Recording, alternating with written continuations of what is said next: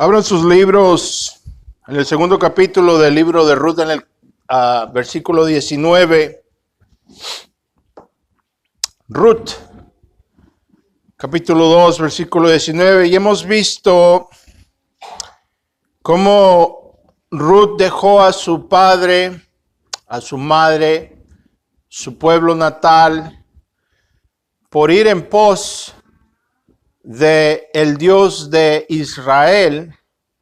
Vemos que ella tomó una decisión de seguir a Noemí, a su suegra, quien había quedado destituida, quien había quedado, como decimos en nuestros países, había quedado nula, había quedado, como decimos, como un tronco sin fruto. Había quedado completamente destituida. Y el futuro el cual, humanamente hablando, se veía, era algo que no se veía muy bien. Pero Ruth es una mujer de fe y nos presenta un ejemplo muy grande de lo que significa caminar por fe y no por conveniencia. Caminar por lo que sabemos, no por lo que vemos. Porque la decisión que ella toma no está basada en la conveniencia. Humanamente hablando, cualquiera le pudiese haber dado a ella el consejo de ¿para qué vas con esa mujer? A un pueblo extraño, a una tierra extraña, no tiene ni hijos ni nada que ofrecerte. ¿Verdad? Hay que hacer lo que es coherente, lo que conviene, lo que parece ser más sensato. Pero Ruth escoge ir de todas maneras y seguir a Noemí, y le dice y le promete que donde ella fuese, ella irá, que el Dios de Noemí será el Dios de Ruth, que donde ella muera, ella morirá, así haga el Señor conmigo si no cumplo esto, dijo Ruth.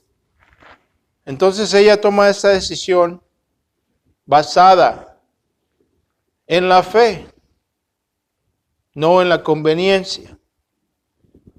¿Verdad? Esto es algo muy raro hoy en día, porque incluso en el pueblo de Dios, en los cristianos, vemos que nuestras decisiones muchas veces no son basadas en la palabra, no son decisiones basadas en principios bíblicos, sino que son decisiones pragmáticas, son decisiones prácticas.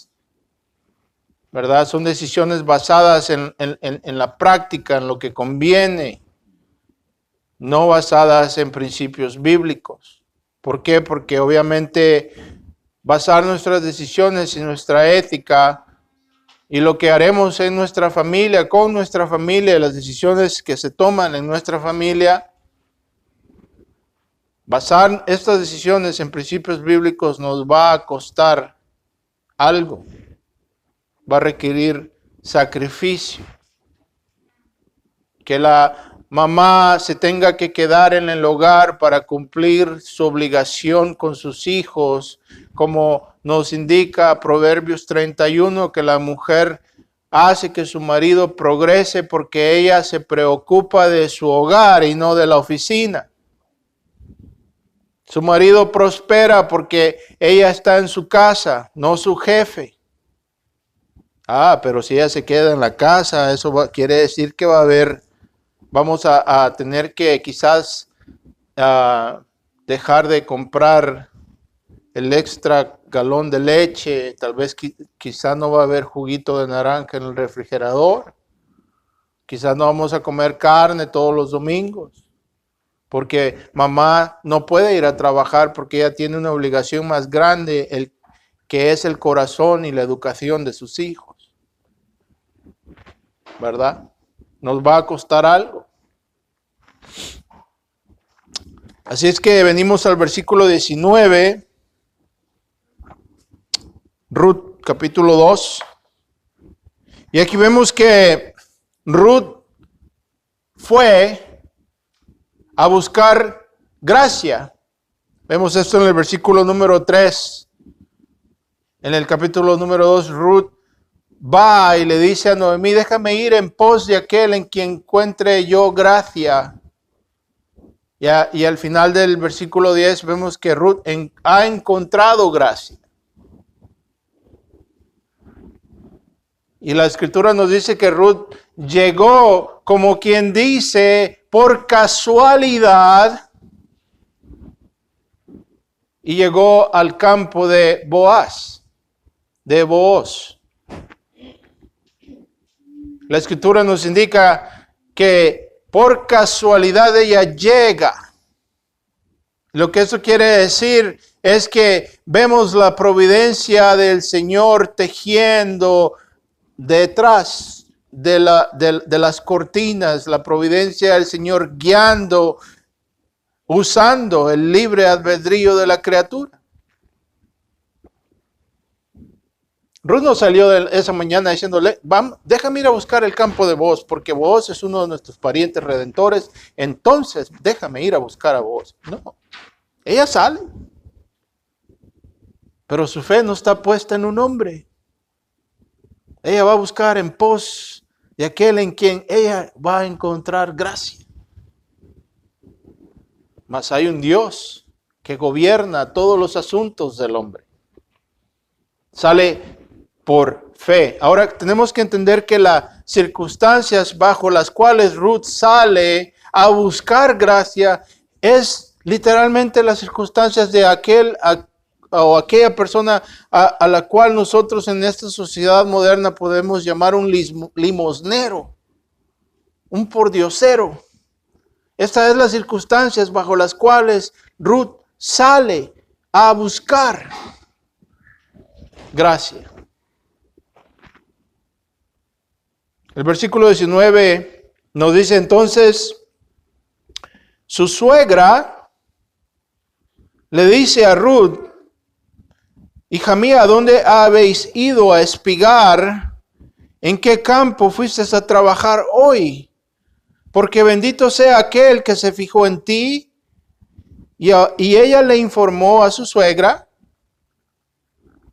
con quién había ella trabajado. Le dijo, el hombre con el que trabajé se llama Booz. Y Noemí dijo a su suegra, sea bendito el Señor porque no ha rehusado su bondad ni a los vivos ni a los muertos. Le dijo también Noemí, el hombre es nuestro pariente cercano, es uno de nuestros parientes redentores. Entonces Ruth la moabita dijo, además le dijo, él me dijo. Podemos ver la emoción del corazón de Ruth.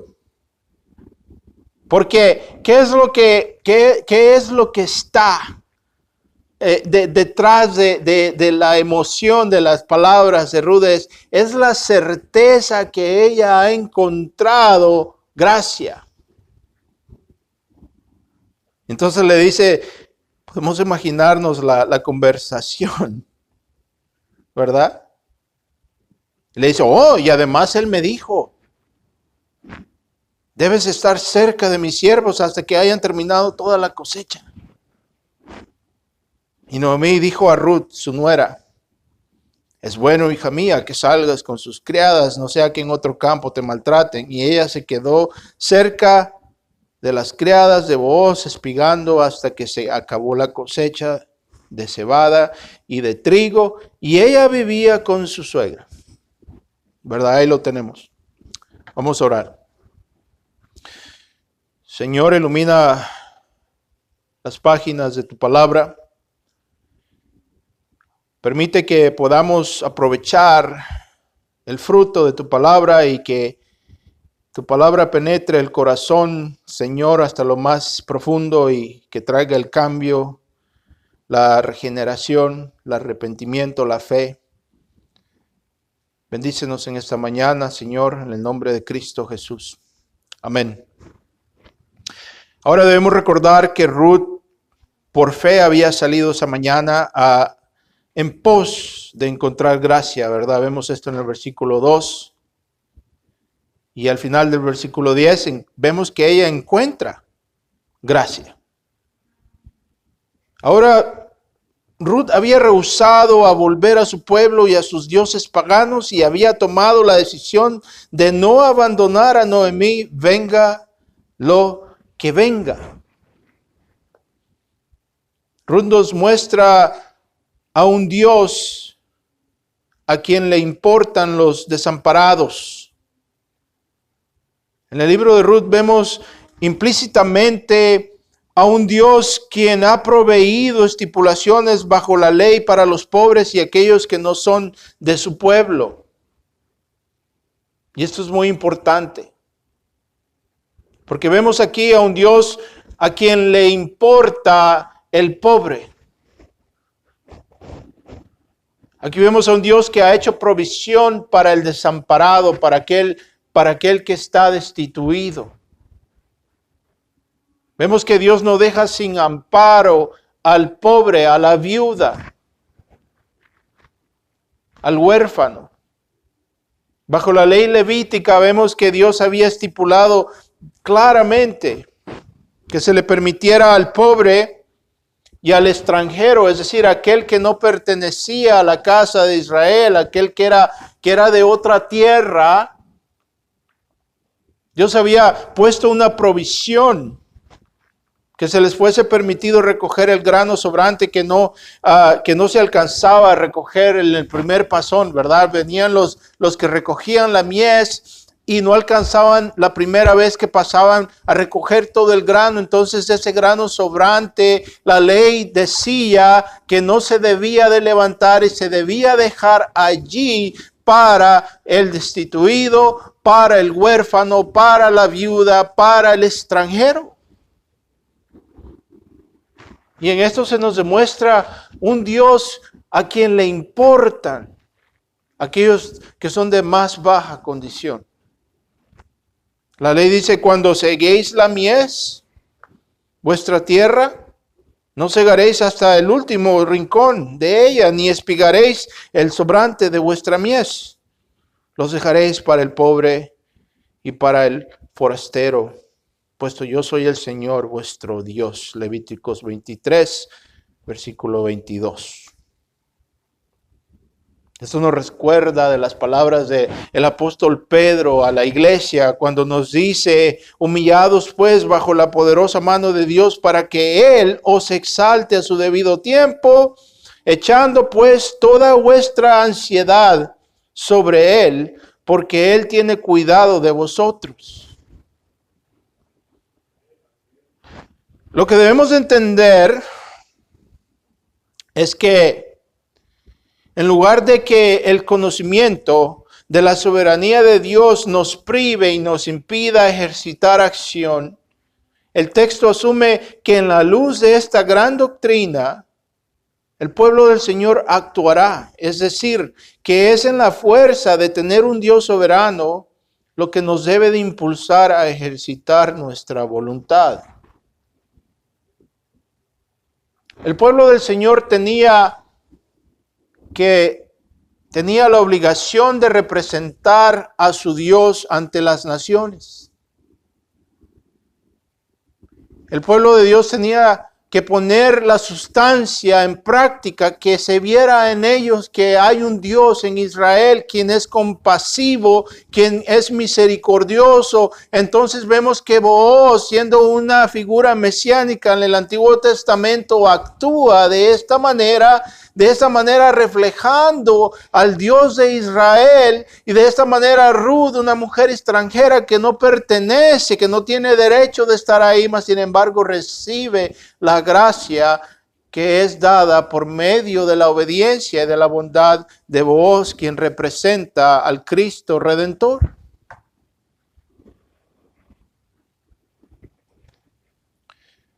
Ahora es en la luz de esto que en lugar de darnos al fatalismo, es decir, ¿verdad? Como hay quienes que dicen, bueno, ¿para qué voy a ir a buscar si lo que será, será? Como vemos aquellos que elevan la soberanía de Dios para la destrucción de la obligación del hombre, para el descuido de la obligación del hombre.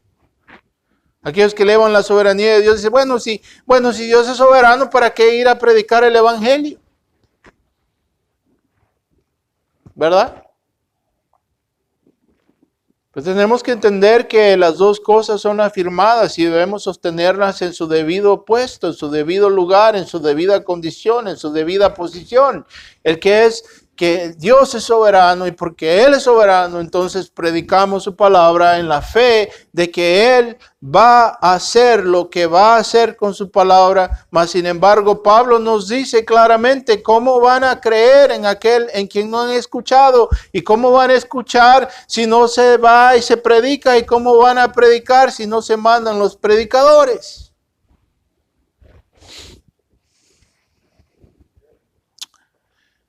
Al contrario,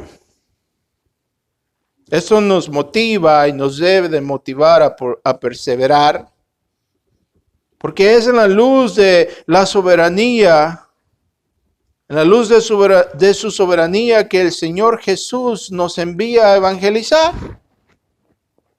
¿Verdad? Si vemos allá en Mateo 28, el Señor les dice a sus discípulos, toda potestad me ha sido dada sobre los cielos y la tierra. Vayan pues, dice, y hagan discípulos de todas las naciones, bautizándolos en el nombre del Padre, el Hijo y el Espíritu Santo y enseñándole todas las cosas que yo les he dado. Es en la luz de que tenemos acceso al trono de la majestad y la gracia y la soberanía que Jesús dice, vayan entonces y prediquen. En lugar de que la doctrina de la soberanía de Dios anule nuestra responsabilidad, al contrario, la hace posible.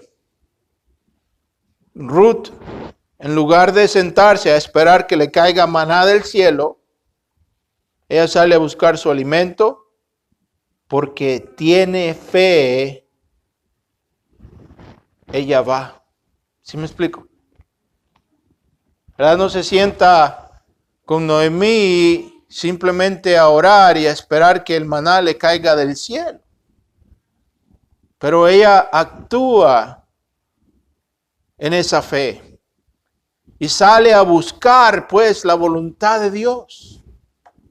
Hay muchos cristianos que quieren que Dios les hable directamente y les diga, mire, siga aquí, vaya por esta calle, tome la izquierda, luego la derecha y ahí va a encontrar el trabajo. Pero Dios es más sabio que eso y en lugar de eso nos ha dado en su palabra principios básicos por los cuales debemos operar. Entonces, vemos que ella no se queda sentada en sus laureles, pero sale a buscar el pan. Y es por medio de ese esfuerzo humano que Dios opera. Es por medio de ese esfuerzo humano que Dios actúa y la bendice. Y ella ha encontrado entonces favor. Ni ella o Noemí faltan a reconocer que ha sido Dios, el Dios de Israel, el que ha proveído. ¿Verdad? Entonces vemos en Ruth que ella es una mujer que cree en Dios, cree en un Dios soberano. Y es esa fe lo que la mueve a salir en pos de gracia. El hecho que ella sabe que hay un Dios soberano que gobierna sobre toda su creación. Esto es lo que la conlleva a la acción y la hace que salga a buscar esa voluntad de Dios, ¿verdad? Es el hecho de que hay un Dios soberano que gobierna sobre toda su creación, lo que la motiva a salir, a buscar. Y cuando Noemí escucha lo que Dios ha hecho, ¿verdad? Ella inmediatamente empieza a tejer en su mente y a ver y a discernir la voluntad de Dios. Y se sorprende que Ruth ha llegado y ha encontrado de todos los campos que existían, me imagino que habían muchos, precisamente ella llega al de Booz, quien era uno de los parientes más cercanos, uno de los parientes redentores, aquellos que tenían la obligación bajo la ley de redimir. ¿Sí me explico? La ley decía que si moría uno de los varones sin hijos, el que fuera más cercano de los parientes tenía el deber de casarse con la viuda y darle prole para que el nombre de ese varón no se perdiese, ni tampoco se perdiese los bienes materiales. Pero en la estructura bíblica vemos que se necesitaba al varón. Lo que ahora en día, ¿verdad? Vemos cómo se ataca el concepto masculino y la necesidad del hombre en el hogar. Ahora la mujer ya no necesita al hombre. Como dijo alguien, ¿verdad? Primero empezaron diciendo, no necesito al hombre. Ahora no bastando, la mujer dice, no solamente dicen no necesito al hombre, ahora ella quiere ser el hombre. ¿Verdad? Pero esto se manifiesta en contrariedad al esquema bíblico donde la mujer depende del varón, porque el varón representa a Dios en la creación.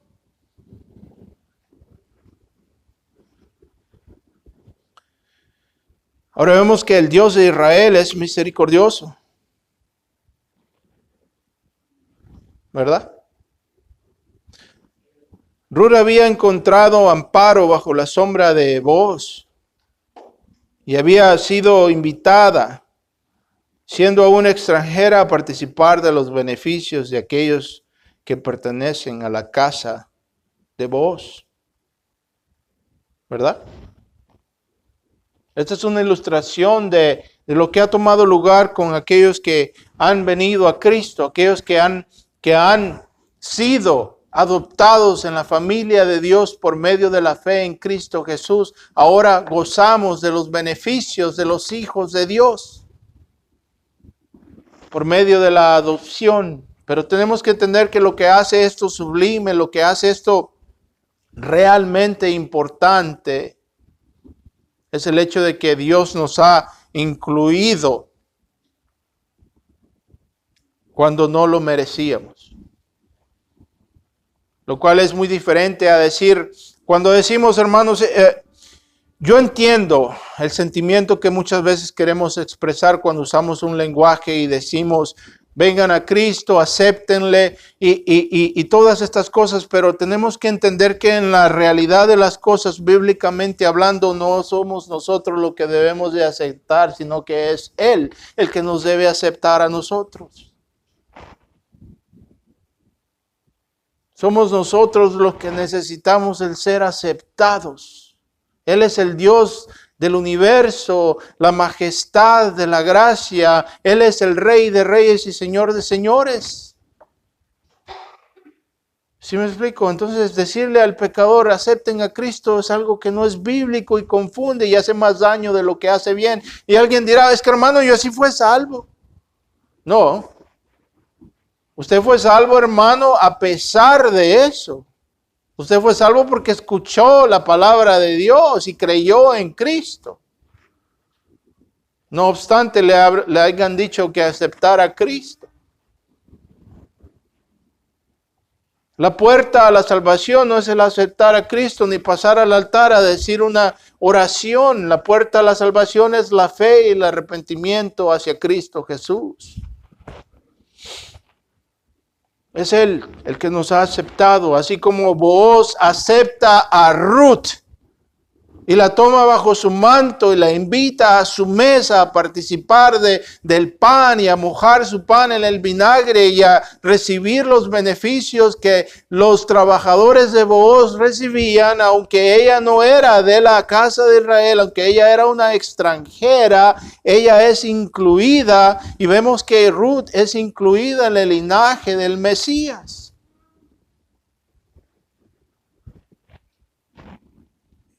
El apóstol Pablo nos dice en su carta a los Corintios, en la primera epístola, en el capítulo 1, versículos 30 al 31, nos dice, más porque Él Mas porque a Él le ha placido y por obra suya estáis vosotros en Cristo Jesús, el cual se hizo para nosotros sabiduría de Dios y justificación y santificación y redención, para que tal como está escrito, el que se gloríe en el Señor.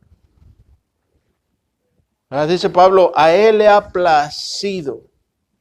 Le dice Pablo a los Corintios, a Él le ha placido que ustedes estén en Cristo. ¿Verdad? En el contexto vemos que Pablo los está regañando porque ellos estaban poniendo atención al hombre, estaban poniendo su atención al hombre y no al evangelio del poder de Cristo que los había liberado de la esclavitud del pecado.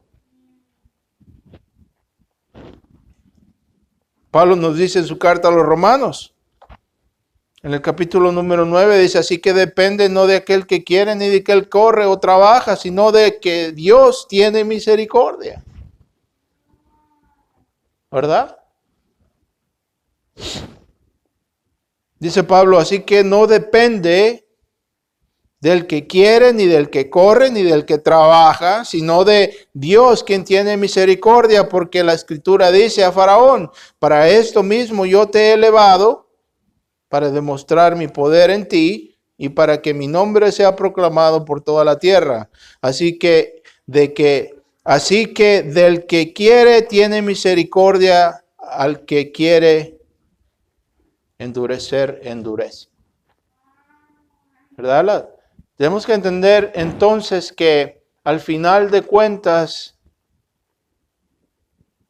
si encontramos a Cristo, es porque hay un Dios misericordioso que primero nos ha amado a nosotros, a quien se le plació traernos a Él bajo las circunstancias que tal vez para nuestra aprehensión parecen casualidad. Cuando las vemos por el lente bíblico nos daremos cuenta que podemos ver las huellas de aquel Dios que nos ha traído a donde estamos. Aunque para nosotros en nuestra experiencia y desde nuestra perspectiva parece que nosotros tuvimos algo que ver con ello, ¿verdad? Pero ha sido todo el trabajo de la obra misericordiosa, de la providencia de Dios. Ruth sale a buscar gracia, encuentra el campo de Booz y sabemos lo que viene, ¿verdad? Aunque para ella, de cierta manera, nunca se imaginó lo que le iba a suceder. Había un Dios detrás de las escenas, obrando y orquestando la vida de Ruth. Y no sé ustedes, pero a mí me da una gran paz el saber que al final del día, mi vida no está a la merced de la suerte o de las circunstancias, ni del destino, ni de las fuerzas impersonales del universo, pero está a la merced de la gracia y la disposición del Dios vivo. Así es que vamos a parar aquí en esta mañana.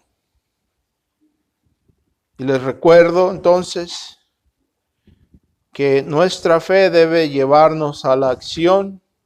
Es porque hay un Dios vivo que podemos entonces trabajar con confianza, con fe, tomando decisiones que están basadas en principios bíblicos y no en lo que más nos convenga, ¿verdad?